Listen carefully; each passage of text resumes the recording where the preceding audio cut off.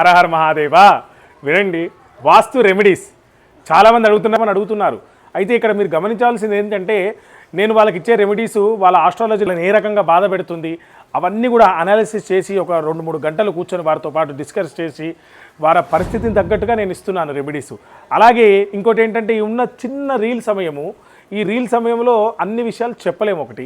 దాని తర్వాత ఈ యొక్క వాస్తు ముఖ్యంగా రెమెడీస్ వచ్చేసరికి ఆ బొమ్మ అక్కడ పెట్టుకోండి, ఈ బొమ్మ ఇక్కడ పెట్టండి, పిల్లి బొమ్మ, ఏనుగు బొమ్మ, ఆ బొమ్మ, గుర్ర బొమ్మ, ఆ పోస్టర్ అక్కడ అంటే వేయండి, కలర్ ఇక్కడ వేయండి, ఆ ప్లాంట్ ఇక్కడ పెట్టండి, అవన్నీ కూడా మంచిదే, పెట్టుకుంటే నడుస్తాయి. కానీ కరెక్ట్గా దిశలో పెట్టగలగాలి.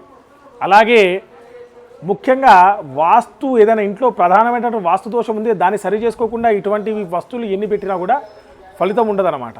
కాబట్టి ఒక చిన్న డాక్టర్ దగ్గరికి వెళ్తేనే మనము ఏదైనా ఇబ్బంది వచ్చిందంటే 2 రోజులు జ్వరం తగ్గకపోతేనే 4 రకాల టెస్టులు రాస్తారు. అన్ని పరీక్షలు చేసి అన్ని నిర్ధారించుకున్న దానికి సరైన ట్రీట్మెంట్ స్టార్ట్ చేస్తాడు. వాస్తు కూడా అంతే.